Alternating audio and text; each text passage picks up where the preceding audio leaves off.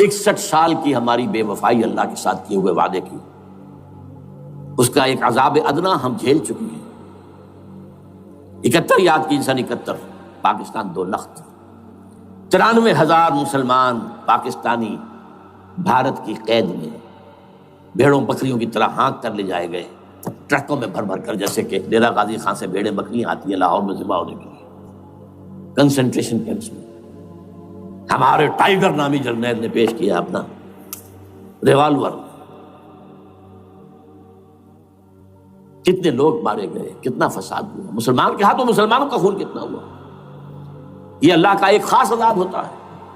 میں نے وہ آیت آپ کو سنائی تھی، قل هو القادر على ان يبعث عليكم عذابا من فوقكم او من تحت ارجلكم، اے نبی سے کہہ دیجیے اللہ اس پر قدرت رکھتا ہے، جب چاہے تم پر کوئی عذاب اوپر سے بھیج دے، تمہاری زمین کے نیچے سے نکال دے۔ زلزلہ آیا تھا کہ نہیں؟ او یلبسکم شیعا، ایک تیسری شکل بھی ہے، نہ اللہ آسمان کو کوئی تکلیف دے نہ زمین کو، زمین پھٹے گی تو آدمی جائے گا نا اندر، بلکہ تمہیں گروہوں میں تقسیم کر کے، او یلبسکم شیعا فیذیق بعضکم بعض بعض، تو ایک دوسرے کی قوت کا ایک دوسرے کو مزہ چکھائے، تم خود ایک دوسرے کے گلے کاٹو۔ ہمیں کسی اور قوم کو تکلیف دینے کی ضرورت نہیں ہوگی، یہ کام ہمارے ساتھ ہو چکا ہے 1971 میں۔ بہرحال اب اس کے بعد بھی تاخیر تو ہماری جو کی توں ہے، اب ہم اس جگہ پر پہنچ گئے کہ شاید اب عذاب الاکبر آنے والا ہے۔ وہ آیت بھی میں نے شروع میں پڑھی تھی، وَلَنُذِيقَنَّهُم مِّنَ الْعَذَابِ الْأَدْنَىٰ دُونَ الْعَذَابِ الْأَكْبَرِ لَعَلَّهُمْ يَرْجِعُونَ۔ چھوٹا عذاب آیا سن 71 میں پاکستان، بہرحال مغربی پاکستان تو برقرار رہا، اس کا نام بھی پاکستان رہا۔ اب شاید بڑا عذاب آ رہا ہو، بلکنائزیشن جس کے نقشے جو ہیں دنیا میں شائع کیے جا چکے ہیں، اور اس اسلامائزیشن کے لیے جو میں کہہ رہا ہوں کہ اس کے بغیر یہاں پاکستان نہیں رہے گا، اس کے لیے اس کی جو دستوری، تدریجی، قانونی، پرامن اگر راستہ اختیار نہ کیا گیا تو ملیٹنسی بڑھے گی، یہ رکنے والی نہیں ہے۔ یہ جو اوپر کا جو علاقہ ہے، ایک ٹرائنگل ہے جس کا نقشہ کھینچا ہے ایک بہت بڑے مصری ادیب اور مورخ نے، شکیب ارسلان ان کا نام تھا۔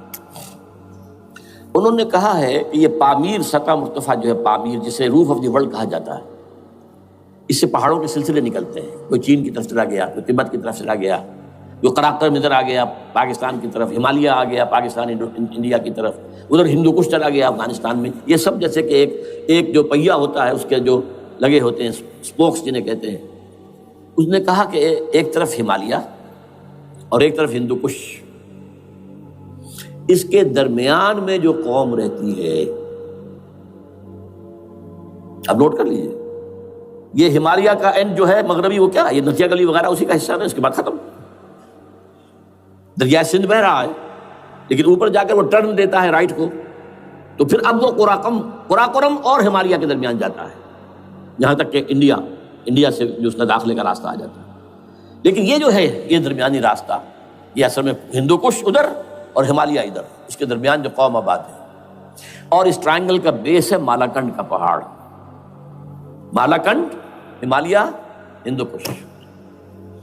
اس ٹرائنگل میں جو قوم آباد ہے، شکیب ارسلان کہتا ہے اگر پوری دنیا میں اسلام کی نبضیں ڈوب جائیں تب بھی یہاں کے لوگوں میں اسلام کی نبض چلتی رہے گی۔ یہ وہ علاقہ ہے جہاں سے پاکستان کے طالبان کا آغاز ہوا، جہاں سے پرامن تحریک چلی تھی، اس کا راستہ روک دیا گیا، اب وہ شدت پسندی پر آ گئے، اور یہ شدت پسندی بڑھے گی اگر آپ نے تشدد سے روکا، اگر امریکہ کے چمچے بنے رہے، اگر امریکی ایجنڈے ہی کو پورا کرتے رہے اور اپنے لوگوں کو مارتے رہے، تو جواب میں در ایک چراغ حقیقت قبول کیا تم نے تو موج دودھ سے 100 آفتاب ابھریں گے۔ یہ اب جو آ رہے ہیں، کہاں سے آ رہے ہیں آپ کے یہ خودکش حملہ آور؟ یہ وہی ان لوگوں کے رشتہ دار ہیں نا جو امریکی بمبارڈمنٹ میں مارے گئے ہیں، کتنے ہیں جن کے بچے ختم ہو گئے، بیٹے مر گئے۔ یہ جو ہمارے ہاں ایک کمانڈوز کے کیمپ کے اوپر جو حملہ ہوا تھا اور خودکش بمبار، جس سے کہ شاید 18-19 بہترین آپ کے کمانڈوز ختم ہوئے تھے، وہ کون تھا؟ وہ خود کمانڈو تھا، اندر کوئی اور تو جا ہی نہیں سکتا تھا، یہ کمانڈوز کا کیمپ تھا، اور اس کے میس میں لوگ کوئی جا سکے، وہ خود کمانڈو تھا۔ اس کی بیٹی لال مسجد کے اندر جلی تھی، اب آپ اندازہ کیجئے کہ اس کے دل میں جو کھول رہا تھا اس کا جذبہ، اس نے اس کو ٹھنڈا کیا خود جان دے کر. تو جان لیجیے ادھر باجوڑ میں حملہ ہوا تھا، ادھر جو ہماری ملٹری پریڈ کے اوپر حملہ ہو گیا. تو یہ بات رکے گی نہیں. اور یہ ظاہر بات ہے کہ اب شمال سے لے کر نیچے تک کی بات ہے. وہاں پر بھی میں نے شروع بھی کہا تھا کہ خطرہ حقیقی ہے، غیر حقیقی نہیں ہے، وہمی اور خیالی نہیں ہے. اس لیے کہ اب جو اس علاقے سے جا رہے ہیں ہجرت کر کے کراچی، وہی ان کی جگہ ہے، وہیں پر ان کے رشتہ دار ہیں، محسود ہیں، وزیری فلاں ہے، یہ ہے وہ ہے، وہاں جا رہے ہیں. اور وہاں پر بھی ظاہر بات ہے کہ جو کچھ ہو رہا ہے افغانستان میں اور جو کچھ ہو رہا ہے شمال سرحدی صوبے میں، اس کا ایک تسلسل ہوگا. میں یہاں یہ عرض کر دوں آپ سے کہ تقریباً 4 سال قبل، بلکہ 4.5 سال، میں انتہائی مایوسی کو پہنچ چکا تھا کہ پاکستان کا وجود باقی نہیں رہے گا. میں نے یہی تقریر کی ہے 29 فروری سن 2004 کو اسی جگہ. پاکستان جواز کھو چکا. یہ اسلام کے نام پر تھا. ویئر اسلام؟ جو اسلام یہاں وہ تو بھارت میں بھی ہے، وہ تو امریکہ میں بھی ہے. وہ کہاں ہے اسلام کا سیاسی نظام، اسلام کا تعزیراتی نظام، اسلام کا کرمنل لا، اسلام کا سول لا، اسلام کے فیملی لاز کہاں بنائے تھے اس شخص نے جو فیلڈ مارشل بنا تھا، خود ساختہ، جو اس نے قوانین بنائے تھے. تمام علماء نے کہا تھا، تمام مکتبہ فکر کہ غلط ہے. تحریک کوئی نہیں اٹھائی، یہ ان کی غلطی تھی، کوتاہی تھی. جمہوریت کی تحریک میں شامل ہو گئے، اس پر کوئی تحریک نہیں چلائی. بہرحال وہ نظام کہاں ہے؟ وہ نظام تو قائم نہیں کیا. اس حوالے سے یہ اپنا جواز کھو چکا ہے. دو ریشنل ہے، ریزون دیت جسے کہتے ہیں فرینچ کے اندر، ریزون دیت کسی چیز کی ریزن، ریشنل آف ایگزسٹنس. اس کے بعد یہ ہے کہ پچھلے سال سے کچھ مایوسی میں کمی ہوئی. Number 1، chief justice of Pakistan Iftikhar Muhammad Chaudhry کے اندر ہمت اللہ نے دی، وہ کھڑا ہو گیا. جرنیلوں کے جم گھٹے کے اندر ایک سویلین آدمی جو ہے جس درجے کا مرغوب ہو سکتا ہے، آپ اس کا اندازہ کر لیجیے. اور اس کے بعد اسپونٹینیس موومنٹ وہ کلا ہے، انہومی شے، سوچ نہیں سکتے ہم. یہ موومنٹ جو ہے یہ کوئی اسٹریٹ ارچنز کی چلائی ہوئی نہیں ہے، یہ ہمارے ہاں کے گاموں ماجوں کی نہیں ہے، بلکہ یہ تو پڑھے لکھے لوگ، وکیل، کالے کوٹ، کالی ٹائیاں، پینٹ، یہ جو سختیاں جھیلی ہیں انہوں نے. ابھی تک وہ تحریک چل رہی ہے. اگر سے ظاہر بات ہے وقت گزرنے کے ساتھ ساتھ اس کی وہ تیزی اور تندی میں تو کمی آئی اور حکومت کو موقع ملا ان کے اندر کوئی رفت پیدا کرنے کا بھی. لیکن بہرحال ان دونوں چیزوں سے میری مایوسی میں قدرے کمی ہوئی. اب دوسری بات وہ تھی 18 فروری کے الیکشن کا پرامن طور پر منعقد ہو جانا. میں یہ سمجھتا تھا کہ جو اس کے اندر دخل اندازی ہے، ریگنگ ہو گئی ہوگی. کیسے ممکن ہے پاکستان میں الیکشن ہو اور ریگنگ نہ ہو؟ پھر تحریک چلے ہی چلے، کیونکہ تحریک تو چل رہی ہے پہلے سے، صرف اس کے اوپر تیل اور ڈالنا ہے نا. اور پھر بدامنی ہوئی ہو، اور پھر دونوں طرف گدھ بیٹھے ہوئے ہیں. The NATO forces in the west, Indian forces on the east, they will march into Pakistan. اور پاکستان کے ایٹمی دانت توڑ کر Pakistan will be put at the mercy of India, Bharat. Now do whatever you like. Condoleezza Rice کا میں آپ کو بیان سنا چکا ہوں. پاکستان کے مستقبل کا فیصلہ امریکہ اور بھارت نہیں کرتا. بہرحال اب تیسری جو امید ہوئی ہے کہ کل پرسوں میں جو ہوئی ہے کولیشن جو ہے یہ ناکام ہوتی نظر آ رہی تھی، لیکن یہ کہ صدر کے مواخذے پر یا صدر کے خلاف جو ایک کارروائی ہو رہی ہے، اللہ کرے کہ وہ پوری ہو جائے، یا اس سے بھی بہتر ہے کہ وہ خود ہی استعفیٰ دے کر دفع ہو جائے. بہرحال یہ کہ اس سے بھی کچھ امید کا پہلو جو ہے پیدا ہوتا ہے. اب یہاں اسلامائزیشن کا پرامن، تدریجی اور اسلام اور دستوری اور قانونی طریقہ کیا ہے؟ وہ طریقہ کیا ہے؟ 1949 اور 50 میں جو عمل شروع ہوا تھا، جو اس کے بعد سے آج تک جو ہے ختم ہو گیا، اس کو اثر دور شروع کیا جائے. دوڑ پیچھے کی طرف اے گردش ایام کی. 49 میں کیا ہوا تھا؟ قرارداد مقاصد. وہ گویا کہ پاکستان میں نظام خلافت کی جڑ تھی جو رکھ دی گئی تھی کہ sovereignty belongs to Allah and whatever authority we have, it's a sacred امانت یہ تو اصل میں استعمال کی جائے گی یہ قوت کتاب و سنت کے دائرے کے اندر دس از خلافہ، ان ایسنس اٹ از خلافہ، خلافت کی بنیاد رکھ دی گئی۔ اس سے پہلے 48 میں سن 47 کی ایک تقریر کی وجہ سے جو غلط فہمی پیدا ہوئی تھی قائد اعظم کی 11 اگست کی، اس کا انہوں نے کراچی کی ہائی کورٹ بار ایسوسیشن میں جا کے کہہ دیا تھا کچھ لوگ شرارت کے ساتھ یہ پروپیگنڈا کر رہے ہیں کہ پاکستان میں دستور شریعت پر مبنی نہیں ہوگا، یہ فتنہ ہے، غلط کہہ رہے ہیں، نفی کر دی تھی۔ اب یہ دوسری بات ہے کہ اندھوں کے اندھے جو ہیں وہ اس 11 اگست کی تقریر کو لیے پھرتے ہیں اس کے ایک جملے کو، اور یہ اتنی کھلی بات جو کی شریعت کا لفظ، شریعت پاکستان کا دستور جو سمجھتا ہے کہ شریعت پر نہیں مبنی ہوگا وہ غلط کہتا ہے، وہ شریر ہے، شرارت پیدا کر رہا، یہ قائد اعظم کے الفاظ۔ بہرحال اس کے بعد ایک عمل کیا ہوا تھا سن 50 میں، یہاں کے سیکولر عناصر نے ایک بڑا شور مچایا، کس کا اسلام لاؤ گے، شیعہ کا، سنی کا، دیوبندی کا، بریلوی کا، وہابی کا، کس کا اسلام؟ اللہ تعالیٰ غریق رحمت کرے ان بزرگوں کو، پاکستان کے تمام مذہبی مکاتب فکر کی ٹاپ کی قیادت جمع ہوئی کراچی میں، شیعہ بھی، اہل حدیث بھی، بریلوی بھی، دیوبندی بھی، 31 علماء، جماعت اسلامی بھی، مولانا مودودی بھی اس وقت، انہوں نے 22 پرنسپلز ایگریڈ اپون، دستور بنانے کے لیے 22 پرنسپلز ہیں، حاضر ہیں، بناؤ دستور۔ اب کوئی دلیل نہیں رہی، کوئی عذر نہیں رہا، تمام مکاتب فکر کے لوگ جمع۔ بعد میں ہوا کیا ہے، اس میں کس کا کتنا رول ہے، یہ بڑی درد بھری داستان ہے، میں اس وجہ کو چھیڑنا نہیں چاہتا۔ حاصل کیا ہے، وہاں سے ہمارا پروسیس ڈیریل ہوا، کچھ اپنوں کے کیے، کچھ بیرونی دباؤ کے تحت۔ قرارداد مقاصد کی سزا دی گئی لیاقت علی خان کو، تم نے پاس کرائی ہے، اسے ایسے قتل کیا گیا کہ سراغ تک نہیں ملا کہ کس نے قتل کیا۔ یہ ایسے تو نہیں ہوتا،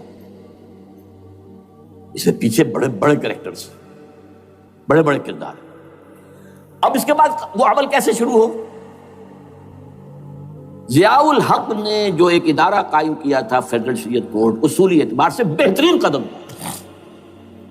وہ کیا تھا؟ یہ شریعت کورٹ ہے، اس میں کوئی شخص لائے پیٹیشن کہ پاکستان کا فلاں قانون جو ہے میں ثابت کرتا ہوں کتاب و سنت کے منافی ہے، یا کورٹ سو موٹے لے لے کسی بھی معاملے کو، ایگزسٹنگ جو قوانین ہیں ان کا جائزہ لے کہ اس میں یہ پورا قانون یا اس کی یہ شق جو ہے یہ خلاف شریعت ہے، اس پر آرگومنٹ ہو، دونوں طرف کے دلائل ہوں، علماء بھی آئیں، وکلاء بھی آئیں، بحث کریں۔ شریعت کورٹ کا تو میدان ہوتا کھلا، بالآخر اگر کورٹ فیصلہ دے دے کہ ہاں یہ ایگزسٹنگ قانون یا جو قانون قابل زیر غور ہے بننے جا رہا ہے یہ خلاف شریعت ہے یا جزوً شریعت کے خلاف ہے، تو وہ اسے کینسل کر دے گا اور کہہ دے گی کورٹ کہ اگر یہ مرکزی معاملہ ہے تو مرکزی حکومت، صوبائی معاملہ تو صوبائی حکومت، اتنی مدت میں 3 4 6 مہینے کے اندر اندر اس کی آلٹرنیٹ لیجسلیشن کر لے، جیسے ہی مہلت ختم ہوگی یہ قانون ڈیفنکٹ ہو جائے گا۔ اصولی اعتبار سے اس سے زیادہ صحیح اسکیم کوئی نہیں سوچ سکتا، آج بھی میں قائل ہوں، لیکن یہ بدبختی تھی اس شخص کی، ضیاء الحق کی، اس کو بالکل غیر مؤثر کر دیا، 2 ہتھکڑیاں پہنا دی، 2 بیڑیاں پہنا دی۔ کانسٹیٹیوشن آف پاکستان آپ کے دائرے کار سے خارج ہے، یہ سیکریٹ کاؤ ہے، ہاتھ نہ لگانا۔ جو جوڈیشل پروسیجرل لاز ہیں، ضابطہ دیوانی، ضابطہ فوجداری، یہ بھی تمہارے دائرے سے خارج ہے۔ مالی معاملات 10 سال تک خارج، اور فیملی لاز مستقل خارج۔ انا للہ و انا الیہ راجعون۔ اب کرنے کا کام کیا ہے؟ نمبر 1، فیڈرل شریعت کورٹ کے دائرے پر جو تحدیدات ہیں، لیمیٹیشن سے ختم کی جائیں یکسر۔ نمبر 2، اس کا سٹیٹس کم سے کم ہائی کورٹ کے درجے کا ہونا چاہیے۔ نمبر 3، اس میں جید علماء کو لا کر بٹھایا جائے، ان کی میجورٹی ہونی چاہیے، وکلاء بھی ہوں، جدید تعلیم کے، جدید قانون کے جاننے والے، لیکن علماء بھی ہوں۔ اگر آپ جید علماء کو لے آئیں گے تو پھر وہ جو عام مولوی ہے بیچارہ، وہ جو پوری طرح نیم خواندہ ہے یا نیم تعلیم یافتہ ہے، یا ہمارا عام آدمی ہے جو طالبان کے انداز کے اندر وہ شدت پسندی پر آ گیا ہے، اسے یہ اندازہ نہیں ہے کہ دین میں اہمیت کس شے کی اول ہے، پھر دوسری کون سی ہے، ثانوی شے کون سی ہے۔ اب اس کے بجائے علماء، جدید علماء، تمام جو ہے مسالک کے علماء اس میں شامل کیے جائیں۔ اس کے فیصلوں پر نظر ثانی کا کھلا موقع ہونا چاہیے. ایک دفعہ عدالت فیصلہ کر دے نظر ثانی کا موقع ہونا چاہیے. اور کسی شہری کی طرف سے پیٹیشن آئے یا سو موٹو، وہ جائزہ لیں اور ایک ایک کر کے قوانین جو ہیں غلط ختم. ان کی جگہ پر لیجسلیشن پارلیمنٹ ہی کرے گی یا صوبائی اسمبلی کرے گی. کورٹ کا کام لیجسلیشن نہیں ہے. وہ یہ کہہ سکتا ہے کہ یہ معاملہ جو ہے شریعت سے تجاوز کر گیا ہے، یا فلاں جو قانون تم بنانے چلے اس کی یہ جو ہے شریعت کے خلاف ہے، بس فیصلہ یہ دے گی. ظاہر بات ہے لیجسلیشن اس کا کام نہیں. لیجسلیشن جو کرے گی آپ کی نیشنل اسمبلی کرے گی، آپ کی صوبائی اسمبلی کرے گی، لیکن وہ اس کا متبادل قانون لے آئیں اور پہلا قانون ختم ہو جائے گا. اچھا، اس عرصے کے دوران جو کونسل آف اسلامک آئیڈیالوجی پر ارب روپیہ خرچ ہوا ہے، اس کی رپورٹوں کے انبار لگ گئے ہیں، کسی ایک سفارش کو بھی آج تک پارلیمنٹ میں پیش نہیں کیا گیا. اور اس میں جید علماء رہے ہیں اور تمام مکاتب فکر کے علماء رہے ہیں. ان کی رپورٹوں کو رفتہ رفتہ پارلیمنٹ کے سامنے لایا جائے اور ان کے ذریعے سے نئی قانون سازی کی جائے. اگر آپ یہ قانونی دستوری راستہ کھول دیں گے اور تجدیداً اس طریقے سے Islamization of laws of Pakistan ہو جائے تو ظاہر بات ہے کہ پھر جو دہشت گرد ہیں، دہشت پسند ہیں، جن کو آپ خطرہ کہہ رہے ہیں، خطرہ طالبان آنند، طالبان آ گئے، طالبان آ رہے ہیں، اب ڈرو اور بچو اور مقابلے کی تیاری کرو اور اسلحہ تیار کرو، اگر یہ کام کریں گے تو پھر ظاہر بات ہے کہ وہ تو فساد ہوگا. اور فساد کا نتیجہ کیا نکلے وہ اللہ ہی بہتر جانتا ہے. لیکن یہ پروسیس جو میں نے بیان کیا ہے، اگر اس پر عمل ہو جائے تو یہ وہ پروسیس ہے جس سے جنرل حمید گل نے کہا تھا کہ اگر ایسا ہو جائے تو یہ سافٹ ریولوشن ہوگا، بغیر تشدد کے، بغیر کسی اور کے. اگر نیت ٹھیک ہے اور اگر یہ واقعی جیسے قائم علی شاہ نے سمجھ لیا ہے اور جیسے کہ ذوالفقار مرزا نے سمجھ لیا ہے، اسلامائزیشن، اگر اس کو سب سمجھ لے، زرداری بھی سمجھ لے اور نواز شریف بھی سمجھ لے اور سب سمجھ لے، تو ظاہر بات ہے کہ پھر کسی توڑ پھوڑ کے بغیر، کسی اور بدامنی کے بغیر، کسی تشدد کے بغیر اسلامائزیشن یہاں ہو جائے تو سب کے دل خوش ہو جائیں گے اور یہ سارا جو بھی تشدد ہے، یہ دہشت گردی ہے، اس کے راستے بند ہو جائیں گے. اگر ایسا نہیں کرتے تو غیر تعلیم یافتہ یا نیم تعلیم یافتہ، جن کو کوئی پورا تصور نہیں ہے، نہ دنیا کے حالات کا علم ہے، نہ شریعت کے جو اصل مصادر اور منابع ہیں، اصل سورسز، ان تک رسائی ہے، بس کچھ چیزیں سن رکھی ہیں. یہ تو معلوم ہے انہیں کہ داڑھی رکھنی ہے، سنت ہے، لیکن یہ کہ یہ فرض تو نہیں ہے بھائی، پھر اس کی کوئی خاص مقدار تو معین نہیں ہے، یہ تو نہیں جانتے. ویڈیوز ہیں، آڈیوز ہیں، ان میں گانے ہیں، اس میں آپ کو معلوم ہے کہ عریانیت ہے، جو بھی ویڈیوز ہیں، اور وہ تو ان کو جلائیں گے ان کی دکانوں. آپ تعلیم دے رہے ہیں لڑکیوں کو، وہ جانتے ہیں جو تعلیم آپ دینا چاہتے ہیں. آپ تو ڈانس کی تعلیم کو بھی وہاں پر نافذ کر رہے ہیں. آپ نے تو تعلیم کا شعبہ ہی دے دیا اسماعیلیوں کے ہاتھ میں، لہٰذا ان کا تو رد عمل ہوگا، ہوئے. اس کا راستہ اگر روکنا ہے تو اس پروسیس سے جو میں نے بیان کر دیا ہے، جس کو میں بیان کر رہا ہوں نہ معلوم کب سے. نواز شریف صاحب، ان کے والد میاں محمد شریف صاحب مرحوم، اور شہباز شریف صاحب اور عباس شریف صاحب، چاروں میرے پاس آئے تھے، 2 دفعہ آئے تھے، اور میں نے یہ ترمیمی بل پیش کیا تھا جس میں کہ جس کے آئٹم میں نے آپ کو گنوا دیے. بہرحال نہیں کیا کچھ انہوں نے. لیکن یہ کہ اگر یہ نہیں کریں گے تو یہ کہ دوسری طرف یہ سمجھ لیجئے اس وقت پاکستان کے دینی مدرسوں میں شدید تحریک چل رہی ہے. لال مسجد یہ ایک سمبل بن چکا ہے، یہ ایک علامت ہے، اور یہ ملیٹنسی کی طرف بہت بڑی تعداد میں، خاص طور پر جو طالب علم ہیں عربی مدارس کے، طالبان کی سورس یہی تو ہے نا، یہی تھے جن سے کہ افغانستان میں طالبان ابھرے تھے اور یہیں سے پاکستان کو ابھر رہے ہیں. ان کے اندر شدید لہر ہے اور کوئی بہت بڑا فساد ہو گیا اگر خدا نہ خواستہ تو that will be the end of Pakistan. اس سے بچنا ہے تو وہ راستہ اختیار کریں جو میں نے بیان کر دیا ہے، جو میں سال سے بیان کر رہا ہوں. دستور کا ترمیمی بل بنا کر دیا ہے، اسے عام بھی کیا ہے. البتہ اس عرصے میں ظاہر بات ہے کہ ہم کیا کریں گے. ہمارا کوئی پروگرام کسی ملیٹنسی کی طرف جانے کا نہیں ہے، ہم اسے مفید نہیں سمجھتے بلکہ مضر سمجھتے. یہ کاؤنٹر پروڈکٹیو ہے. ہمارے سامنے پروگرام کیا ہے؟ سے نکاتی پروگرام، بڑے پیمانے پر دعوت ایمان بذریعہ قرآن. نمبر 1، میری تمام سرگزشت کھوئے ہوئوں کو جستجو، میری سرگزشت جو ہے 50 سال سے اسی میں ہے، قرآن کا پڑھنا، پڑھانا، سیکھنا، سکھانا، عام کرنا. اور الحمدللہ ایک بڑی ٹیم تیار کر دی ہے میں نے اللہ کے فضل سے، جو یہ کام کر رہی ہے. دعوت ایمان بذریعہ قرآن، اور جو ایمان واقعتاً لے آئیں جس کا ثبوت ہوگا شریعت پر عمل،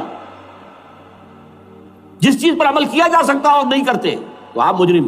ہاں ظاہر بات ہے اس سے ایک حصہ ایسا ہے جس پر آپ عمل نہیں کر سکتے جب تک کہ نظام نہ بدل جائے۔ چور کا ہاتھ میں نہیں کاٹ سکتا، آپ نہیں کاٹ سکتے، لیکن جتنے پر عمل ممکن ہے اس پر عمل۔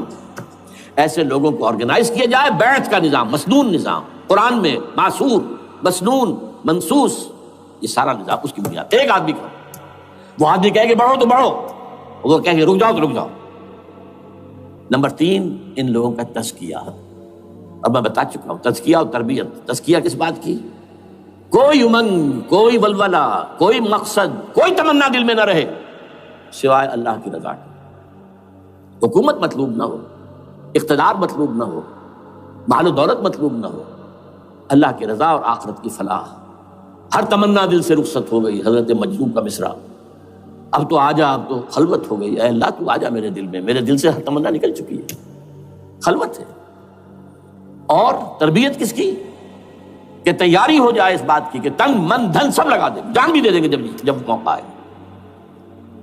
چوتھا کیا کہ جب تک یہ تعداد کافی نہ ہو، یہ نہیں ہے کہ 150 آدمی لے کر کسی ایک جگہ پر کسی لال مسجد کو ہم مرکز بنا کر بیٹھ جائیں، نعرہ لگا دیں، ملکیر جماعت، اور وہ بھی معتدل تعداد پہ، وہ جب تک نہیں ہوتی تو ہم یہی 3 کام کریں گے، یہی 3 کام کریں گے۔